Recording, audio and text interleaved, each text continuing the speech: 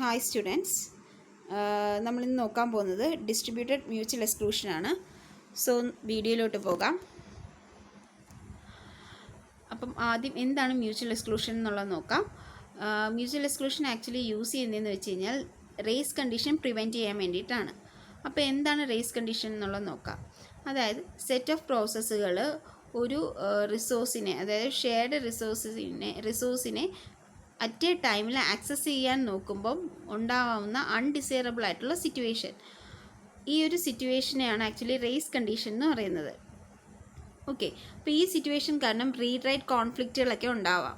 അപ്പോൾ ഇത് പ്രിവെൻറ്റ് ചെയ്യാൻ വേണ്ടിയിട്ട് ഉള്ള ഒരു കൺകറൻസി കൺട്രോൾ പ്രോപ്പർട്ടിയാണ് ആക്ച്വലി മ്യൂച്വൽ എക്സ്ക്ലൂഷൻ. ഓക്കെ, ഇനി മ്യൂച്വൽ എക്സ്ക്ലൂഷൻ ഇംപ്ലിമെൻറ്റ് ചെയ്യാൻ വേണ്ടിയിട്ട് യൂസ് ചെയ്യുന്ന കോഡ് സെഗ്മെൻറ്റിനെയാണ് ക്രിട്ടിക്കൽ സെക്ഷൻ എന്ന് പറയുന്നത്. So we can say a critical section is a code segment which is used to access shared variables. Shared വേരിയബിളിനെ access ചെയ്യാൻ വേണ്ടിയിട്ടുള്ളൊരു code segment, അതാണ് ക്രിട്ടിക്കൽ സെക്ഷൻ. ഓക്കെ, ഇനി മ്യൂച്വൽ എക്സ്ക്ലൂഷൻ പറയുന്ന അനുസരിച്ച് അറ്റ് എ ടൈമിൽ ഒരു പ്രോസസ്സ് മാത്രമേ ആ ക്രിട്ടിക്കൽ സെക്ഷനകത്ത് എക്സിസ്റ്റ് ചെയ്യാവുള്ളൂ. ഓക്കെ, ഇനി ക്രിട്ടിക്കൽ സെക്ഷനെ ആക്സസ് ചെയ്യാനായിട്ട് 3 ഓപ്പറേഷൻസ് ഉണ്ട്. എൻറ്റർ ഓപ്പറേഷൻ, ക്രിട്ടിക്കൽ സെക്ഷനിൽ എൻ്റർ ചെയ്യാൻ വേണ്ടിയിട്ട്. ദെൻ റിസോഴ്സ് ആക്സസ് ഓപ്പറേഷൻ, അതായത് പെർട്ടിക്കുലർ ഷെയർഡ് റിസോഴ്സിനെ ആക്സസ് ചെയ്യാൻ വേണ്ടിയിട്ടുള്ള ഓപ്പറേഷൻ. ദെൻ കംസ് എക്സിറ്റ്, അതായത് ക്രിട്ടിക്കൽ സെക്ഷൻ ലീവ് ചെയ്യുക. So other process can enter the session. Then comes essential requirements, അതായത് മ്യൂച്വൽ എക്സ്ക്ലൂഷനുള്ള എസെൻഷ്യൽ ആയിട്ടുള്ള റിക്വയർമെൻറ്റ്സ് എന്തൊക്കെയാണെന്ന് നോക്കാം. 3 റിക്വയർമെൻറ്റ്സ് ആണുള്ളത്. First one safety. സേഫ്റ്റി എന്ന് വെച്ച് കഴിഞ്ഞാൽ അറ്റ് എ ടൈമിൽ ഒരു പ്രോസസ്സ് മാത്രമേ ക്രിട്ടിക്കൽ സെക്ഷനകത്ത് എക്സിക്യൂട്ട് ചെയ്യാൻ പറ്റത്തുള്ളൂ. ഓക്കെ, അതാണ് സേഫ്റ്റി എന്ന റിക്വയർമെൻറ്റ്സ്. Then liveness. ലൈവ്നെസ് എന്ന് വെച്ച് കഴിഞ്ഞാൽ ആ ക്രിട്ടിക്കൽ സെക്ഷനകത്ത് അവൈലബിൾ ആയിട്ടിരിക്കുന്ന ടൈം, അതായത് request to enter and exit the critical section eventually succeed ആവുന്ന ആ ഒരു പ്രോസസ്സ്, അതിനെയാണ് ആക്ച്വലി ലൈവ്നെസ് എന്ന് പറയുന്നത്. Then comes ordering. ഓർഡറിങ് എന്ന് വെച്ച് കഴിഞ്ഞാൽ ഒരു പെർട്ടിക്കുലർ ക്രിട്ടിക്കൽ സെക്ഷനകത്ത് റിക്വസ്റ്റിൻ്റെ ഓർഡറിങ് ആണ് പറയുന്നത്. എങ്ങനെയാണ് റിക്വസ്റ്റ് വരുന്നത്, ആ ഓർഡറിൽ വേണം റിക്വസ്റ്റ് ഗ്രാൻറ്റ് ചെയ്യാനായിട്ട്. ഓക്കെ, ഇനി മ്യൂച്വൽ എക്സ്ക്ലൂഷന് സെറ്റ് ഓഫ് അൽഗോരിതംസ് ഉണ്ട്. ഈ അൽഗോരിതംസിനെ ഇവാലുവേറ്റ് ചെയ്യാൻ വേണ്ടിയിട്ടുള്ള മെത്തേഡുകൾ എന്തൊക്കെയാണെന്നുള്ളത് നോക്കാം. പെർഫോമൻസ് ഇവാലുവേറ്റ് ചെയ്യാൻ വേണ്ടിയിട്ടുള്ള മെത്തേഡ്സ്. അത് ഫസ്റ്റ് വൺ എന്ന് വെച്ചാൽ ബാൻഡ് വിഡ്ത്ത് കൺസെപ്ഷൻ ആണ്. ബാൻഡ് വിഡ്ത്ത് എന്ന് വെച്ച് കഴിഞ്ഞാൽ number of messages send in each entry and exit operation, അതാണ് bandwidth. Then next one client delay. ഒരു പെർട്ടിക്കുലർ പ്രോസസ്സ് എൻ്റർ ചെയ്യുകയും എക്സിറ്റ് ചെയ്യുന്നതിൻ്റെയും ആ ടൈമിലുണ്ടാകുന്ന ഡിലേ ആണ് ആക്ച്വലി ക്ലയൻറ്റ് ഡിലേ എന്ന് പറയുന്നത്. അപ്പോൾ അതിനെ ഡിപ്പെൻഡ് ചെയ്യും. ദെൻ കംസ് അൽഗോരിതത്തിൻ്റെ എഫക്റ്റ് ആയിട്ടുള്ള ത്രൂപുട്ട്, ഒരു സിസ്റ്റത്തിൻ്റെ ത്രൂപുട്ട്, ആ ഒരു കളക്ഷൻ ഓഫ് പ്രോസസ്സുകൾ വർക്ക് ചെയ്യുന്നതിന് വേണ്ടിയിട്ട് എടുക്കുന്ന ടൈം, അതിനാണ് ത്രൂപുട്ട് എന്ന് പറയുന്നത്.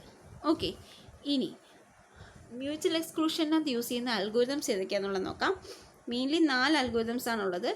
Central server algorithm, ring based algorithm. ഈ 2 അൽഗോരിതം ടോക്കൺ ബേസ്ഡ് ആയിട്ടുള്ള അൽഗോരിതമാണ്. Then comes Richard Agarwal algorithm. ഇത് ഒരു നോൺ ടോക്കൺ ബേസ്ഡ് ആയിട്ടുള്ള അൽഗോരിതമാണ്. Then comes Maekawa's voting algorithm. Okay, ഇനി ഈ ഒരു വീഡിയോയ്ക്കകത്ത് സെൻട്രൽ സെർവറും റിംഗ് ബേസ്ഡും ആണ് നോക്കുന്നത്. നമുക്ക് വീഡിയോയിലോട്ട് പോകാം. First one central server algorithm. ഇതൊരു simplest method of mutual exclusion അൽഗോരിതമാണ്. അതായത് ഒരു സെൻട്രൽ സെർവർ ഉണ്ടാവും പർട്ടിക്കുലർ പ്രോസസ്സിനെ കൺട്രോൾ ചെയ്യാൻ വേണ്ടിയിട്ട്. ഇപ്പം ഏതെങ്കിലും ഒരു പ്രോസസ്സിന് ക്രിട്ടിക്കൽ സെക്ഷൻ ആക്സസ് ചെയ്യണമെന്നുണ്ടെങ്കിൽ അതാദ്യം ഈ സെൻട്രൽ സെർവറിന് റിക്വസ്റ്റ് കൊടുക്കണം. ആ റിക്വസ്റ്റിൻ്റെ റിപ്ലൈ ആയിട്ടായിരിക്കും ആ പർട്ടിക്കുലർ സെക്ഷൻ ആക്സസ് ചെയ്യാൻ പറ്റുമില്ല എന്നുള്ളത് പറയുന്നത്. ഓക്കെ, ഈ റിക്വസ്റ്റിൻ്റെ റിപ്ലൈ ആയിട്ട് ഒരു പെർമിഷൻ ടോക്കൺ ആയിരിക്കും ആ പ്രോസസ്സിന് കിട്ടുന്നത്.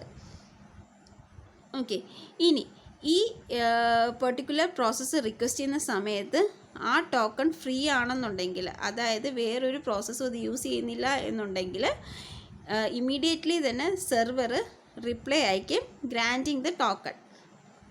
ഓക്കെ, ബട്ട് ഇപ്പം ആ ഒരു ടോക്കൺ കറൻ്റ്ലി ഒരു പ്രോസസ്സ് ഹോൾഡ് ചെയ്യുകയാണെന്നുണ്ടെങ്കിൽ സെർവർ റിപ്ലൈ അയക്കില്ല, പകരം ഈ പ്രോസസ്സിൻ്റെ റിക്വസ്റ്റിനെ ക്യൂയിൽ ചെയ്ത് വെക്കും.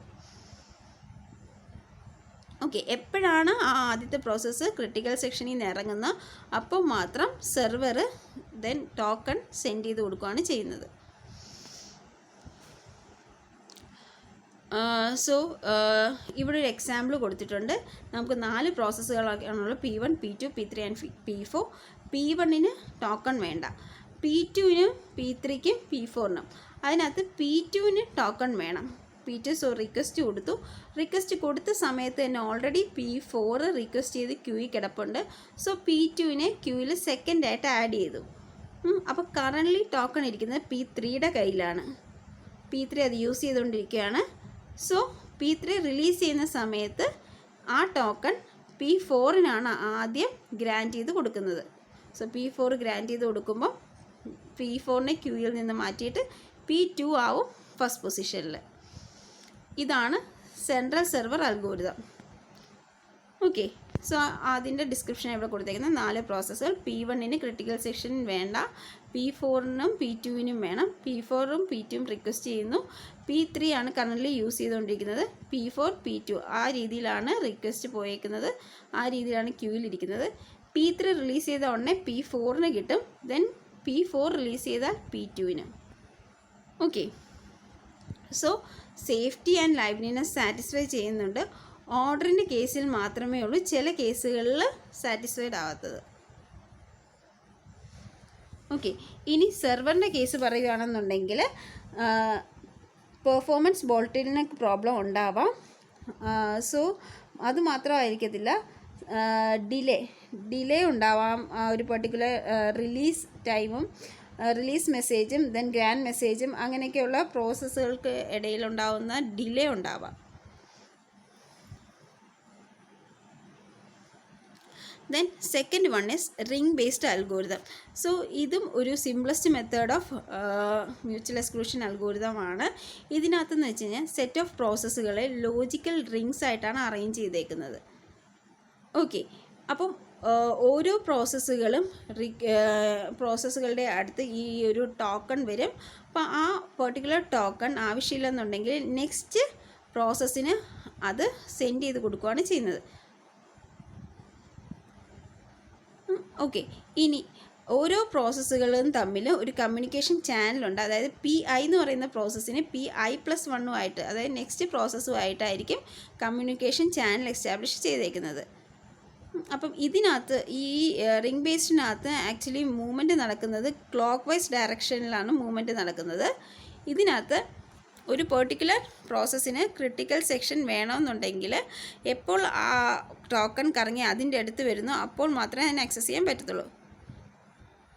ഓക്കെ, അപ്പോൾ ഫസ്റ്റ് പ്രോസസ്സിന് ആ ഒരു പെർട്ടിക്കുലർ ക്രിട്ടിക്കൽ സെക്ഷൻ വേണ്ടെന്നുണ്ടെങ്കിൽ it will immediately pass that token to its neighbour. അല്ലെന്നുണ്ടെങ്കിൽ ആ ഒരു ടോക്കൺ അതിൻ്റെ കയ്യിൽ വെച്ചിട്ട് അത് യൂസ് ചെയ്തതിന് ശേഷം മാത്രം എപ്പോൾ എക്സിറ്റ് ആവുന്നോ ആ ടൈമിൽ മാത്രമേ നെയ്ബറിന് പാസ് ചെയ്ത് കൊടുക്കത്തുള്ളൂ. ഓക്കെ, സോ ഇതാണൊരു എക്സാമ്പിൾ. ഇവിടെ P1, P2, P3, P4 ഇങ്ങനെയാണ്.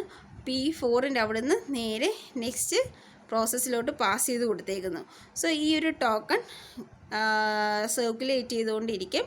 P4ന് ഇപ്പോൾ അത് ആവശ്യമാണെന്നുണ്ടെങ്കിൽ P4 അത് ആക്സസ് ചെയ്ത് വെച്ചതിന് ശേഷം എപ്പോഴാണ് P4ൻ്റെ യൂസ് കഴിയുന്നത് അപ്പം അത് റിലീസ് ചെയ്യുമ്പം P4 നെക്സ്റ്റ് പ്രോസസ്സിന് കൊടുക്കുകയാണ് ചെയ്യുന്നത്. ഓക്കെ, സോ ഇതാണ് റിംഗ് ബേസ്ഡ് ആയിട്ടുള്ള അപ്രോച്ച്. Thank you.